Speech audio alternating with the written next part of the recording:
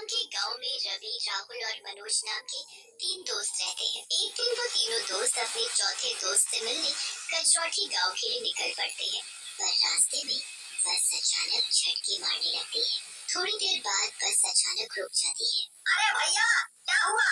बस क्यों रोक दी? अभी जाकर देखता हूँ, तभी पता चलेगा। ड्राइवर नीचे जाकर बस चेक करता है तो उसे पता चलता है कि बस खराब हो गई है। ये बस खराब हो गई है और आगे नहीं जा पाएगी। आप सभी को यहीं उतरना होगा। अब तो रात भी हो चुकी है, हम आगे कैसे जाएंगे? भैया मुझे माफ करो, पर मैं कर भी तो क्या सकता हूँ। अरे रवि, यहाँ रुकने का कोई फायदा नहीं है, चलो यहाँ से निकलते हैं। बस से सब लोग उतर जाते हैं और अपने अपने रास्ते निकल पड़ते हैं। रवि, राहुल और मनोज को बिल्कुल अलग रास्ते से जाना होता है, जहाँ उनके साथ कोई और नहीं जाता, और वो रास्ता बहुत ही सुनसान होता है। आखिर कब आएगा कचरौठी गाँव? इतनी देर हो गई हमें चलते चलते। सामने कुछ रोशनी सी तो दिख रही है, लगता है हम गाँव पहुँच गए। तीनों दोस्त जल्दी जल्दी चलने लगते हैं। थोड़ी देर बाद उनको लाइटों से सजा हुआ एक बहुत बड़ा घर दिखता है। लगता है यही घर है संदीप का। चलो चलते हैं। अरे पहले पता तो कर ले, ऐसा ना हो हम किसी और की बारात में घुस जाए। क्या फर्क पड़ता है दोस्तों, किसकी बारात है? इतने रिश्तेदारों में क्या पता चलना है। बस अभी जैसी हमारी हालत हो गई है ना, इतना चल चल कर मैं तो जा रहा हूँ। अगर तुमको आना है तो आ जाओ। मनोज घर के अंदर चला जाता है और उसके दोस्त भी उसके पीछे पीछे घर के अंदर आ जाते हैं। घर बहुत ही बड़ा और सुंदर होता है। बहुत सारे लोग शादी की तैयारियों में लगे हुए होते हैं, पर एक बड़ी अजीब बात होती है, वो ये कि किसी के चेहरे पर कोई खुशी या मुस्कुराहट भी नहीं होती। मनोज तो खाना देखते ही पागल हो जाता है। अरे वाह, इतना बढ़िया बढ़िया खाना देख कर ही मुंह में पानी आ रहा है।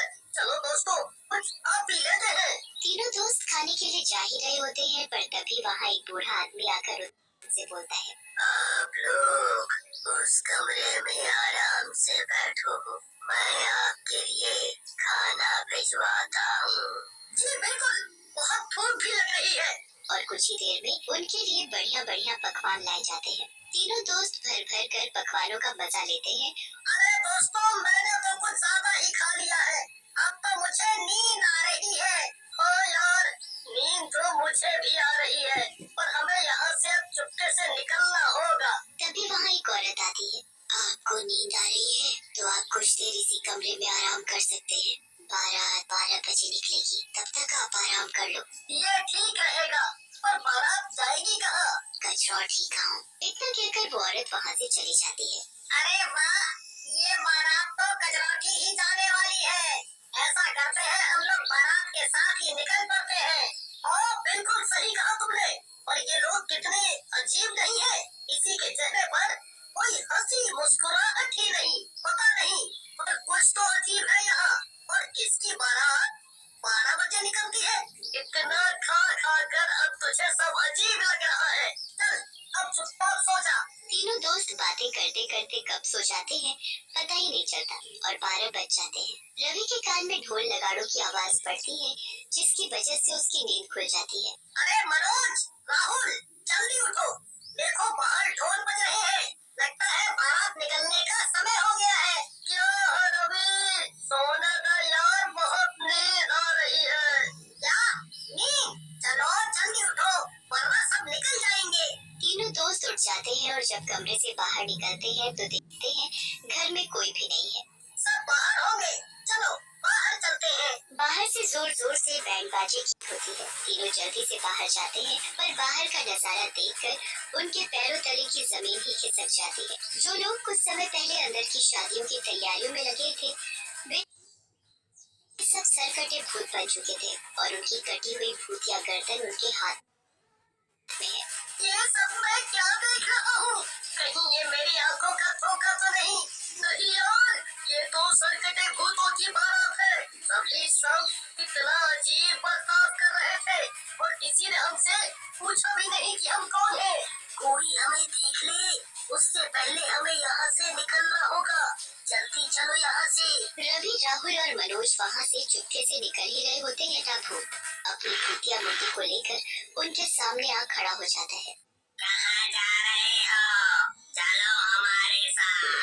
वो हम बस आ ही रहे थे। चलो मेरे साथ चलो, आखिर तुम सबको भी तो बारात में शामिल होना है। रवि, राहुल और मनोज डर के मारे चुप कटे भूत के पीछे पीछे चल पड़ते हैं। पूरी बारात बस सरकटे भूतों और चुड़ैलों से भरी हुई में सभी सरकटे भूत और चुड़ैल खूब नाच गा रहे होते हैं। रवि, राहुल और मनोज की तो ये सब देखकर हालत खराब हो रही होती है, पर किसी की वहाँ से भागने की हिम्मत नहीं होती। वो तीनों चुपचाप सरकटे भूतों की बारात के साथ चलते रहते हैं और तभी एक सरकटी चुड़ैल उनके पास आती है। आओ ना, हमारे साथ नाचो। मुझे नाचना नहीं आता। ऐसे कैसे नहीं आता नाचना? नाचना तो तुमको पड़ेगा। चलो मेरे साथ और नाचो। रवि की हालत खराब हो जाती है, पर वो चुपचाप बिल्कुल वैसा ही करता है जैसे उसको चुड़ैल बोलती है। वो भूतों और चुड़ैलों के बीच जाकर नाचने लगता है। राहुल और मनोज उसे दूर से देखकर परेशान हो रहे होते हैं, पर वो कुछ भी करने के लिए मजबूर होते हैं। बेचारा रवि, अब हम उसे वहाँ से कैसे निकालें? पता नहीं कहाँ फंस गए हम लोग। समझ नहीं आ रहा कि हम भूत चुड़ैलों से बचकर कैसे निकल पाएंगे। पूरे रास्ते सरकटे भूतों की बारात ऐसे ही आगे बढ़ती रहती है। दोस्त उनके साथ साथ चल रहे होते हैं। कुछ देर चलने के बाद एक टेंट दिखता है जो रोशनी से जगमगा रहा होता है। टेंट के बाहर बहुत सारे सरकटे भूत और चुड़ैल उनके स्वागत के लिए खड़े होते हैं। बारात के साथ साथ वो तीनों दोस्तों का भी बड़ी अच्छी तरह से स्वागत किया जाता है। उसके बाद बारात अंदर जाती है। सब कुछ बिल्कुल वैसा ही होता है जैसे एक शादी में होता है, बस फर्क इतना होता है कि वहाँ इंसानों की जगह सब सरकटे भूत और चुड़ैल होते हैं। कुछ देर बाद वहाँ एक चुड़ैल दुल्हन की तरह तैयार होकर आती है और मंडप पर बैठ जाती है। इस चुड़ैल की तो शादी हो रही है, पर इस बारात में तो दूल्हा है ही नहीं, तो फिर इसकी शादी किससे होगी? तुम तीनों में से किसी एक से। ये सुनकर तीनों एक साथ पीछे मुड़ते हैं और चौंकते हुए बोलते हैं, क्या? हाँ, तुम तीनों में से दुल्हन जिसको पसंद करेगी उसकी शादी आज उस दुल्हन के साथ होगी। चलो अब मेरे साथ चलो, वक्त निकलने वाला है। नहीं, ये नहीं हो सकता। हमें जाने दो प्लीज। आखिर आपको इन सब से क्या मिलेगा? प्लीज हमें जाने दो। वहाँ कुछ और भूत आ जाते हैं और उन तीनों को मंडप पर ले जाया जाता है। बता, तुझे इन तीनों में से कौन सा लड़का पसंद है? जिसे तू पसंद करेगी हम तेरी शादी उसी से करेंगे और फिर उसका सर काट कर हम उसे अपनी बिरादरी में शामिल कर लेंगे। इतना सुनकर तो तीनों दोस्त थर थर कांपने लगते हैं और बुरी तरह रोने लग जाते हैं। मंडप तक जाते टाइम रवि पूरी तरह गिर जाता है। इसे जल्दी उठाओ और जल्दी से शादी की विधि पूरी करो, हमारे पास वक्त नहीं है। भूत जैसे तैसे रवि को चुड़ैल के सामने ले जाकर खड़ा कर देते हैं। चुड़ैल उसमें से रवि को ही पसंद करती है और बस दोनों की शादी की विधि शुरू हो जाती है। वहाँ 2 माला भी पड़ी होती है और उन मालाओं में फूल नहीं बल्कि कटी हुई मुंडिया होती है। जल्दी करो, वक्त निकल रहा है।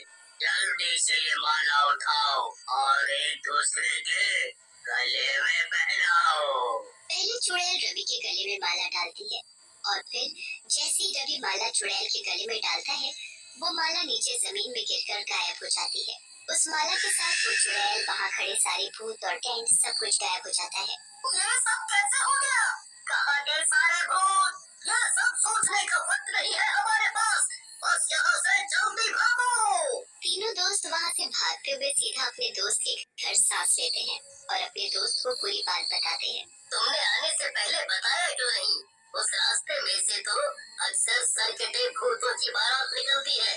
और शायद तुम्हारी शादी होने से पहले ही 4 बज गए थे, इसलिए वो भूत अपने आप गायब हो गए। रात को सारे दोस्त मिलकर खूब हंसी मजाक करते हैं।